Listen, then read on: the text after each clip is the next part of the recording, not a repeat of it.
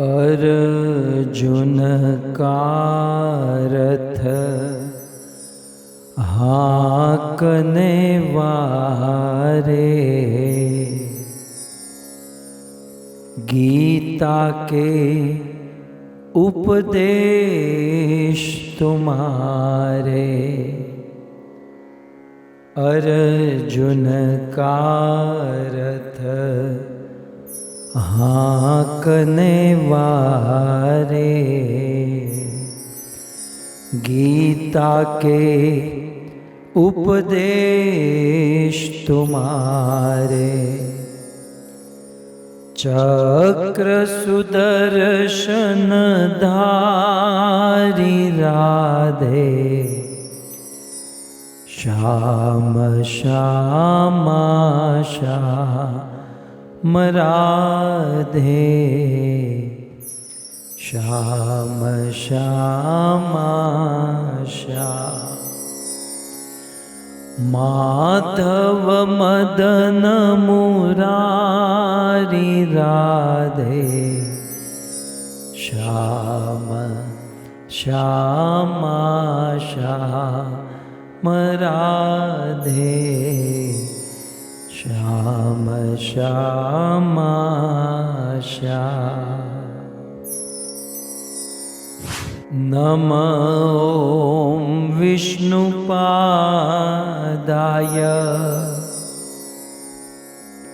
कृष्णप्रेष्ठाय भूतले, श्रीमते भक्ति वेदांत स्वामी इति नामिने। नमस्ते सरस्वते देवे, गौरवाणी प्रचारिणे, निर्विशेष शून्यवादी, पाश्चात्य देशतारिणे,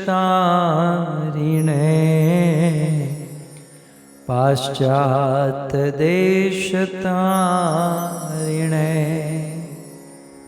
हरे कृष्णा। कौरव और पांडव वैसे दोनों भाई थे, परंतु महाराज पांडु के मृत्यु के बाद धृतराष्ट्र के मन में अहमता का भाव उत्पन्न हुआ। पांडवों के प्रति द्वेष प्रारंभ हुआ और दुर्योधन बचपन से ही हस्तिनापुर के राज्य को भोगतना चाहता था। अतः अनेकों प्रकार से पांडवों के प्रति अधर्म करने लगा। विदुर जी के द्वारा समझाया गया, परंतु फिर भी न दुर्योधन माना न धृतराष्ट्र समझे। जब भगवान श्री कृष्ण ने देखा दुर्योधन द्वारा अधर्म हो रहा है, तब कृष्ण दुर्योधन को मनाते हैं। मानने की बात तो दूर रही, दुर्योधन कृष्ण को बांधने का प्रयास करता है और अंत में कृष्ण ऐलान करते हैं कि दुर्योधन अब युद्ध होकर ही रहेगा। युद्ध अवश्यम भावी हुआ। भगवान श्री कृष्ण पांडवों के पक्ष में रहे और दुर्योधन दुनिया भर के लोगों को एकत्रित करके 11 अक्षौणी सेना को लेकर कुरुक्षेत्र की रणभूमि में उतरा। यहाँ पर अर्जुन को अन्य किसी पर भरोसा नहीं, केवल कृष्ण के भरोसे उस महाभारत के युद्ध में प्रवेश किए। अर्जुन पूर्ण रूप से उत्साहित थे कि हम युद्ध करेंगे, कौरवों को हराएंगे। पूर्ण रूप से अस्त्र शस्त्र से सुसज्जित होकर कुरुक्षेत्र की भूमि में कृष्ण के साथ आते हैं। यहां तक दोनों सेना आमने सामने खड़ी रहती है। अर्जुन कहता है, कृष्ण आप हमारा रथ दोनों सेनाओं के बीच में लेकर जाओ, ताकि मैं देख सकूं कि मुझे किस किस को मारना है। पहले किसको मारना है, बाद में किसको मारना है, मैं अच्छे से टारगेट ले सकूं। इसलिए आप मेरा रथ दोनों सेनाओं के बीच में लेकर चलिए। कृष्ण अर्जुन के रथ को दोनों सेनाओं के बीच में लेकर जाते हैं। जब अर्जुन निकट से देखते हैं कि मेरे साथ युद्ध करने के लिए मेरे ही अपने स्वजन आए हैं, अर्जुन पितामह भीष्म को, गुरु द्रोणाचार्य को, अपने ही चाचा मामा ताऊ, अपने ही स्नेही स्वजनों को देखकर अर्जुन के मन में कृपणता उत्पन्न होती है और अर्जुन के मन में यह विचार आने लगा कि मुझे युद्ध नहीं करना चाहिए। अब घर से निकले थे युद्ध करने के लिए और यहां पर अर्जुन अब युद्ध करना नहीं चाहता है। अर्जुन भगवान श्री कृष्ण को अनेकों प्रकार के तर्क देते हैं, कृष्ण हमें ये युद्ध क्यों नहीं करना चाहिए। तब कृष्ण मित्रता के नाते अर्जुन को निवेदन करते हैं कि भाई युद्ध करने आए हैं, अर्जुन आप युद्ध कर लीजिए। अर्जुन मानते नहीं है और फिर सिचुएशन ऐसे मोड़ पर आ जाती है, अर्जुन पूर्ण रूप से कंफ्यूज है, युद्ध करना या नहीं करना समझ नहीं पा रहे हैं। अर्जुन के मन में संशय हुआ, कृपण दुर्बलता के कारण युद्ध से विमुख होने लगा। ऐसी सिचुएशन में अर्जुन कृष्ण को शरणागत होते हैं और निवेदन करते हैं, कृष्ण अब तक आप मेरे मित्र थे, लेकिन अब मैं आपको गुरु मानता हूं, आप गुरु बनकर मेरा मार्गदर्शन कीजिए। और फिर भगवान श्री कृष्ण अर्जुन को भगवत गीता का ज्ञान प्रदान करते हैं। सिचुएशन कुछ इस प्रकार की है कि अर्जुन अनेकों समस्याओं के बीच में घिर चुके हैं और जैसे अर्जुन के जीवन में समस्या आई, वैसे हम सब के जीवन में अनेकों प्रकार की समस्या है। कुछ लोगों के पास धन नहीं है तो समस्या है, कुछ लोगों के पास बहुत धन आ चुका है तो भी समस्या है। इसे कहाँ इन्वेस्ट करें, इसे कैसे बचा कर रखें। कुछ लोगों को बहुत अच्छी पत्नी मिली है तो समस्या है, इसे खुश कैसे करूं। और कुछ लोगों को अच्छी पत्नी नहीं मिली तो भी समस्या है। अच्छा भोजन नहीं मिला तो समस्या है कि अच्छा भोजन कहाँ जुटाएंगे, और भोजन अच्छा मिल गया तो भी समस्या है कि ज़्यादा न खा लिया जाए। इस दुनिया में चाहे मानो या न मानो, प्रत्येक जीव समस्याओं से घिरा हुआ है। अर्जुन भी आज समस्या में है। हां, अर्जुन की समस्या का रूप रंग थोड़ा सा अलग है, हमारी समस्या का रूप रंग अलग हो सकता है, लेकिन है तो समस्या। एक आदमी भी ऐसा दावा नहीं कर सकता कि मेरे जीवन में समस्या नहीं है।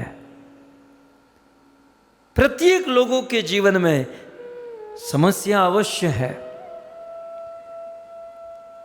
लेकिन अर्जुन ने बहुत सुंदर कार्य किया। आज के दिन अर्जुन भगवान श्री कृष्ण को शरणागत हो गए। मित्रता का संबंध छोड़कर अर्जुन शिष्य बन गए, कृष्ण के चरणों में आ गए और निवेदन किए, कृष्ण मुझे मेरा मार्गदर्शन कीजिए, बताइए मुझे क्या करना चाहिए। और उस समय भगवान श्री कृष्ण ने, अब तक कृष्ण अर्जुन के रथ की बागडोर अपने हाथ में रखे थे, लेकिन जब अर्जुन शरणागत हुए तो कृष्ण ने अर्जुन के जीवन की बागडोर हाथ में ले ली और भगवान श्री कृष्ण अर्जुन को भगवत गीता का ज्ञान प्रदान करने लगे। कृष्ण ने अर्जुन को अद्भुत गीता का ज्ञान दिया। श्रील प्रभुपाद जी ने कृष्ण के द्वारा दिए गए इस भगवत गीता के ज्ञान की महिमा बहुत सुंदर रूप से वर्णन की है।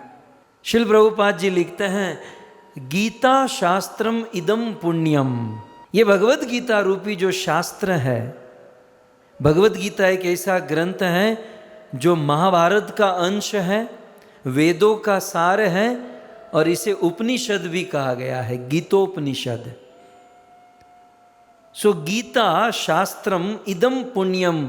इदम, ये जो भगवत गीता है, ये जो गीता रूपी शास्त्र है, पुण्यम, बड़ा पवित्र है और पुण्य प्रदान करने वाला है। यह पठेत, यदि कोई मनुष्य इस गीता को पढ़ता है, प्रयतः या फिर प्रयत्न करता है, तो विष्णु पादम अवापनोति, वह मनुष्य भगवान विष्णु के चरण को प्राप्त कर लेता है। सो भगवत गीता रूपी ग्रंथ शास्त्र को पढ़ने से श्रील प्रभुपाद जी लिखते हैं, वे विष्णु के चरण को प्राप्त कर लेता है। इतना ही नहीं, भय शोकादिवर्जितः, संसार के सभी प्रकार के भय और शोक से मुक्त हो जाता है। जैसे अर्जुन, गीता सुनने से पहले अर्जुन को बहुत भय था कि मैं इन सबको मारूंगा, मुझे पाप लगेगा, मैं ये सही कर रहा हूं या गलत कर रहा हूं, ये भय था। अपने स्वजनों के मरने का शोक था। लेकिन कृष्ण के द्वारा जब भगवत गीता सुनाई गई, भय दूर हो गया, शोक दूर हो गया। अर्जुन ने स्वीकार किया, कृष्ण आपकी ये गीता सुनकर नष्ट मोहो स्मृतिर्लब्ध्वा, मेरा मोह नष्ट हो गया, मेरा भय शोक नष्ट हो गया और मुझे विवेक प्राप्त हुआ। श्रीमद् भगवत गीता की ये महिमा है। श्रील प्रभुपाद गीता की महिमा बताते हुए और आगे लिखते हैं, गीता अध्ययनशीलस्य, यदि कोई निष्ठा पूर्वक गंभीरता से भगवत गीता का अध्ययन करता है। देखिए, गीता पढ़ना अलग चीज है, अध्ययन करना अलग चीज है। सो भगवत गीता को यदि कोई निष्ठा पूर्वक अध्ययन करता है और प्राणायाम परस्य च, और साथ ही साथ इस गीता को पढ़ता है, तो दूसरी लाइन में श्रील प्रभुपाद लिखते हैं, न एव संति ही पापानि, उस व्यक्ति को कभी पाप छू नहीं सकता, उसके जीवन में कभी पाप रह नहीं सकता। किसके जीवन में? जो भगवत गीता को निष्ठा पूर्वक अध्ययन करता है। पूर्व जन्म कृतानि च, कहते हैं इस जन्म के पापों से तो मुक्त हो ही जाता है, पूर्व जन्म में उन्होंने जितने भी पाप किए हैं वे सारे पापों से मुक्त हो जाता है जो भगवत गीता का अध्ययन करता है। यह है भगवत गीता। आप लोग स्नान करते हैं, तुम बता नाई धोना एवा छो जय। तो आप लोग स्नान तो करते हैं ना। श्रील प्रभुपाद जी बहुत सुंदर लिखते हैं कि आप लोग जो स्नान, या हम लोग, मैं भी आपके साथ हूं, हम लोग जो स्नान करते हैं उससे केवल शरीर शुद्ध होता है, और वो भी रगड़ के स्नान करेंगे तो। बच्चों की तरह छबछबिया करेंगे तो शरीर भी ठीक से शुद्ध नहीं होगा। श्रील प्रभुपाद कहते हैं, मलिने मोचनम पुंसाम जलम स्नानम दिने दिने। हम लोग दिने दिने रोज रोज स्नान करते हैं। क्यों? क्योंकि पुंसाम मनुष्यों के शरीर के मल को दूर करने के लिए, जैसे शरीर की गंदगी को, शरीर के मल को दूर करने के लिए हम रोज जल से स्नान करते हैं, और जल से स्नान करने से केवल शरीर का मल दूर होता है, मन का मल दूर नहीं होता। कितना भी अच्छा स्नान करो पानी से, जल से, तो शरीर शुद्ध होगा, मन शुद्ध नहीं होगा। और वो भी जल से स्नान रोज करना पड़ेगा, तब शरीर शुद्ध होगा, केवल एक दिन करने से नहीं चलेगा।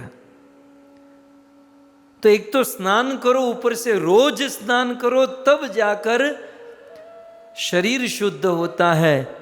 लेकिन प्रभुपाद दूसरी लाइन में कहते हैं, सकृत गीता मृतम स्नानम। यदि कोई व्यक्ति सकृत माने थोड़ा भी भगवत गीता रूपी अमृत में स्नान करता है, तो संसार मल नाशनम, तो मन में जो संसार रूपी मल भरा है उससे पूर्ण रूप से वह पवित्र शुद्ध हो जाता है, यदि सकृत थोड़ा भी भगवत गीता रूपी अमृत से स्नान कर लेता है। इसलिए जैसे हम रोज पानी से स्नान करते हैं, वैसे प्रतिदिन भगवत गीता रूपी अमृत में स्नान करना चाहिए। संकल्प करना चाहिए कि रोज भगवत गीता के 1 श्लोक 2 श्लोक, 1 पेज 2 पेज हम पढ़ेंगे। श्रील प्रभुपाद जी आगे बहुत सुंदर महिमा बताते हैं कि गीता सुगीता कर्तव्या। बहुत सुंदर बात श्रील प्रभुपाद जी ने लिखी है। ये सब आपने पढ़ी होगी, आप सब इन श्लोकों को जानते ही होंगे, ये सब बाय हार्ट रखने वाले श्लोक हैं। श्रील प्रभुपाद जी लिखते हैं, गीता सुगीता कर्तव्या। जब भगवान कृष्ण के मुख से भगवत गीता प्रकट हो चुकी है, तो किम अन्य शास्त्र विस्तरे, तो अन्य शास्त्र को पढ़ने की क्या जरूरत है? क्यों आंखें फोड़ रहे हो? गीता सुगीता कर्तव्या किम अन्य शास्त्र विस्तरे, अन्य शास्त्रों को पढ़ने की जरूरत नहीं है। क्यों? क्योंकि अन्य शास्त्र साधु संत ऋषि मुनियों के द्वारा लिखे गए हैं, लेकिन भगवत गीता यह स्वयं पद्मनाभस्य, लेकिन गीता स्वयं भगवान के मुख से निकला हुआ ग्रंथ है। मुख पद्माद विनिश्रुता। भक्तों, हम सब सनातन धर्मी हैं, जिसे हिंदू धर्मी कहते हैं। हमारे लिए गौरव की बात यह है कि अन्य धर्मों का जो बेस है, जो आधार है, वो धर्म ग्रंथ माने जाते हैं। जैसे मुस्लिम धर्म का आधार है कुरान, क्रिश्चियन धर्म का आधार है बाइबल, और सनातन हिंदू धर्म का आधार ग्रंथ है भगवत गीता। यदि पूछा जाए कुरान किसने लिखी? मोहम्मद पैगंबर। पैगंबर साहब कौन? तो भगवान के दूत, अल्लाह के दूत। बाइबल किसने लिखी? Jesus Christ. कौन है? भगवान के पुत्र। मुस्लिम धर्म का धर्म ग्रंथ कुरान, जो भगवान के दूत ने लिखी। क्रिश्चियन धर्म का धर्म ग्रंथ है बाइबल, जो भगवान के पुत्र ने लिखी। लेकिन हिंदू सनातन धर्म का धर्म ग्रंथ है भगवत गीता, जो स्वयं भगवान ने लिखी है। इसलिए कहते हैं, यह स्वयं पद्मनाभस्य मुख पद्माद विनिश्रुता। वैसे तो हम लोग गोपी गीत सुनने वाले हैं, और गोपी गीत में गोपियां कहती हैं, मधुर या गिरा वल्गु वाक्य या। हे कृष्ण, आप अपने अधर अमृत का पान कराइए। तो कृष्ण का अधर अमृत क्या है? ये श्रीमद् भगवत गीता ही कृष्ण का अधर अमृत है। आप दूसरी लाइन में देखिए, यह स्वयं पद्मनाभस्य, कृष्ण के मुख से गीता निकली, मतलब क्या है? कृष्ण के अधर का अमृत है ये भगवत गीता, जो गोपियों ने मांगा है। स्वयं भगवान श्री कृष्ण का उच्चिष्ट है श्रीमद् भगवत गीता। आप विचार कीजिए, भागीरथी गंगा तीनों लोक में बहती हैं, ब्रह्मलोक, स्वर्गलोक, पृथ्वीलोक और आध्यात्मिक जगत। तो भागीरथी गंगा तीनों लोक में रहने वाले करोड़ों जीवों को पवित्र करती है। कारण इतना ही है ना, क्योंकि वो गंगा भगवान के चरणों से टच होकर निकली है ना। भगवान के चरणों से वह जल स्पर्श हो गया तो तीनों लोकों को पवित्र करने की शक्ति आ गई। इस श्लोक के संदर्भ में केवल इतना आपको कहना है कि जिस भगवान के चरणों से टच होकर गंगा निकली तो वह करोड़ों जीवों को पवित्र कर सकती है, उसी भगवान के मुख से भगवत गीता निकली है, ये करोड़ों जीवों को पवित्र कर दे, इसमें क्या संशय हो सकता है? कोई संशय नहीं हो सकता, क्योंकि यह स्वयं पद्मनाभस्य मुख पद्माद विनिश्रुता। ये श्रीमद् भगवत गीता की महिमा, ये श्रीमद् भगवत गीता का महात्म्य। श्रील प्रभुपाद जी और आगे कहते हैं कि भारतामृत सर्वस्वम विष्णु वक्त्रा द्विनिश्रुतम गीता गंगोदकम पीत्वा पुनर्जन्मन विद्यते। कहते हैं कि जो गंगा जल पीता है वो मुक्ति प्राप्त करता है। जो गंगा जल पीता है वो मुक्ति प्राप्त करता है। वो गंगा जल भगवान के चरणों का जल है। भगवान के चरणों का जल पीने से मुक्ति मिल सकती है, तो उसी भगवान के मुख से निकला हुआ अमृत पीने से क्या नहीं मिल सकता।